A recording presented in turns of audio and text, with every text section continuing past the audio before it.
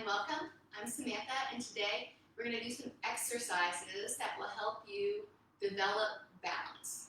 Now, balance is super important. If you don't have balance, you might end up falling down when you're doing the regular things that you normally do, going to the store, walking out in the driveway, or doing yard work. And falling down at certain stages of your life could mean something worse. It could mean breaking a hip, and that could be a long road downhill. So we want to work on our balance so we can prevent accidents from happening. Good balance is also essential for any kind of sport or activity you want to be engaged with. The more balance you have, the more range of movement you'll have. So a thing to say about balance is that if your balance is already going downhill and you can tell that you don't have very good balance, it is not going to get better on its own. And that is the sad truth. You have to work at it specifically for it to improve. So the moves that we're going to do today are using the Bowspring alignment. And if you want to learn more about Bowspring, you can send me a message or you can look it up online. And we're using the Bowspring alignment because it helps give us more balance. So the Bowspring is a springy, curvy alignment. We're never going to lock anything out. Think about this. If you are on a boat and it starts to rock, do you lock your knees out? No, you would fall on over. You get low, you bend. And that's what we're going to do today in these balancing exercises. So as a tip, I recommend, if you're not sure about your balance, to do these exercises near a wall or have a chair nearby. And any of these exercises, you can use an arm on the wall for bracing.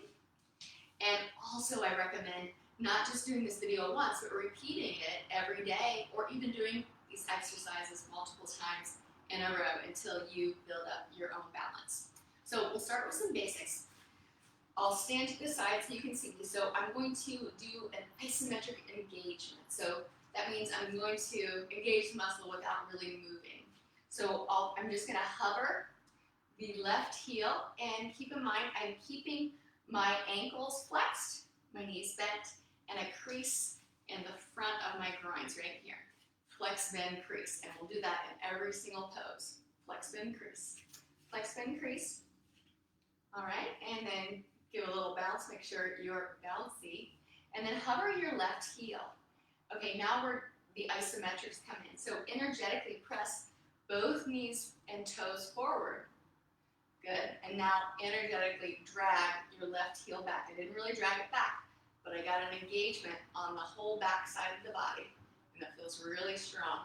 We're going to do it to the other leg, so lower the left heel. Pick up the right heel, and it's just a baby heel lift. It's a hover. So I'm going to dig both knees, go forward, and then I'm going to drag. I'm going to energetically drag my left heel back to turn the back of the leg. All right, now that you know what that is, we're going to keep our flex, bend, crease. Okay, and we're going to do some steps. So first I'll start out going a little bit faster. And I'm just stepping from one foot to the other. Notice that I'm not lifting up very high. I'm probably lifting up an inch each time I go over.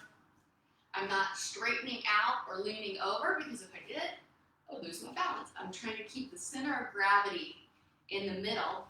And even when I lift up a foot, I'm not leaning all the way over. I'm keeping the lifted leg engaged. Keeping the flex, bend, creased.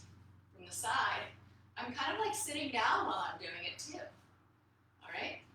Think about lifting the top of your foot first instead of your heel, and letting your toes softly curl down. Let your toes be the first thing to touch the earth. Ankles are still flexed. Good, and now I'm going to slow down a little bit. As I slow down, I'm spending more and more time balancing on one leg. Okay?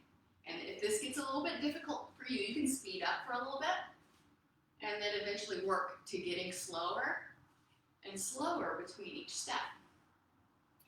That dig drag action, I'm using it also every time I pick up the foot and every time that I land the foot. So I'm slightly digging and dragging. And I'll go even slower still. Notice when I transfer the weight, I'm not going all the weight in the standing leg. There's still an energetic weight in the lifted leg. All right, and you can take this. It does get harder the slower you go because you're balancing more. All right, that's a good one to practice all the time. All right, now we're gonna hop to the side. It's a gallop. Okay, and I'm doing the same thing. I'm keeping the flex spin crease. I'm still bouncy.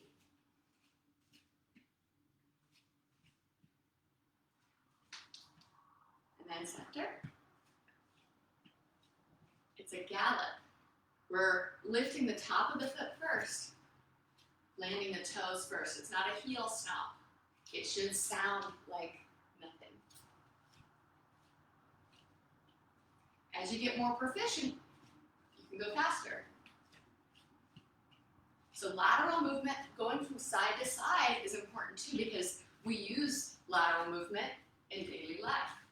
If you don't practice it very much and then you use it, there's another opportunity where you might fall. Good. Come to the center of the mat. And then we're going to pause for a moment. Find your breath. This next exercise, keep the ball and the toes of your feet rooted throughout. Don't lift the toes. Don't lift the ball of the foot. Imagine that part of your foot has roots that grow down into the earth and keep you connected. Push your hands forward and up. Push them more forward than up. At the same strength you're pushing your hands forward, push your back back. Lift your elbows and your armpits. Push your head back. Push your back back. Push your hands forward. Doesn't look like much, but if you're doing it with me, you know it feels like much. And we're not pressing the hips forward or locking the legs. We're keeping the flex spin crease. Hands forward, hips back, back back, head back. Good, all right. Now we'll test the balance a little bit by hovering the heels just a little bit, okay? Push your hands forward a lot. Lift your elbows and your armpits. Lean back with your back and hover the heels. Good. Yeah. Energetically press your feet away from each other. Yeah, we're hovering the heels. And then if you get really good at this, you could challenge yourself more. Whoop. By pressing the ribs side to side. So rib isolation. See, my hips are staying steady. My heels are still hovering. Good. Nice. The next move is called tease leaps. So it's like the beginning of a jump. It's what we're going to practice before your jumping might be available to you. Same thing as before. We're not letting the front portion of our foot leave the floor. So the toes, the balls of the foot stays connected like it's rooted. Now imagine that you have got a sheet and you're trying to spread it out over the bed. So we're going to bend down and then spread your sheet, okay? So use your arms, throw that sheet out. It's like we're hopping, it's got the momentum like you're gonna hop, but the front part of the foot doesn't leave the earth, okay? Still challenging. Tease leaps.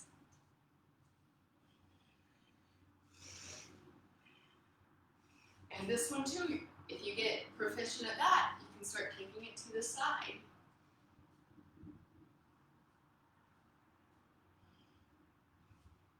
One more. See, you can even lose your balance if your foot still stays on the floor like I almost did just there. That's okay. Losing your balance is good. There's growth and information there, and you learn from it. All right, lift your arms to the level of the horizon. Push your knuckles down and lift your armpits and your ribs up. And we're going to step back with the right foot. So as we transfer the weight into one foot, keep the weight equally distributed in the legs. even if I'm transferring. So that to do that, you sit back and then step back. I didn't go back very far. All right, and from the front, I'm going to show you a little tip. So a lot of times when people do that back lunge, they'll do this. They'll cross their foot behind. When my feet are in line, whoa, it's not as much balance. So instead, step back. Okay, so the feet are kind of like on railroad tracks. All right, so we're in this backward lunge position. Your butt is behind both knees. And then pretend like your knuckles are on a shelf. And do some pulses here. Yeah. Keep your rib cage vertical. Don't lean over. And then step back to the center. And we'll do it the other side. Sit first. And then step back. Good. Practice pulses. One more. Good. The next pose is purely standing on one foot. So if you need a wall or a chair, that's totally fine. I recommend pushing your fist into a wall in front of you so that the hand is in front of you instead of beside you. Straight arm, hand in front of you. Okay? I'm going to practice this way. So pick up the foot. Again, don't just lean over on the standing leg. Sit first. Pick up. Bring the foot and pressure it hard into the inner thigh. If you don't want to do that, you can press it into the inner calf. Narrow the knee forward. I'm going to do it higher up. That's easier for me. Narrow the knee forward and then sit back with your hips. I'll show you from the side. And you can totally use your chair or the wall here. The more you sit back, the more stability. Grab opposite elbows. Good. Push your back back.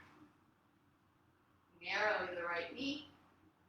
Sit your tailbone back. Push your head back. Beautiful. And then we'll switch.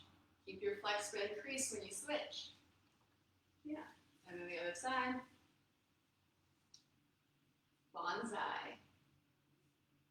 Okay. If you're practicing with your hands, bring your hands to your elbows. Resist them out. Focus on rooting the big toe joint in the ball of the foot. A lot of times it likes to lift like that, and then we lose our balance. We roll to the side of the foot. Who all does that? Yeah, me too, especially on the right. So root the big toe joint. We test to make sure we've got our bends a little bouncy, and that strengthens around it too. And then step the foot back. Keep your flex bend crease when you step. Those are some exercises to keep your balance in tip-top shape and to improve it if it's gone away. If you would like more private instruction or lesson, send me a message. I would love to talk to you about that. And if you like this video, please hit like or write a comment or question. Thank you for watching. Have a good day.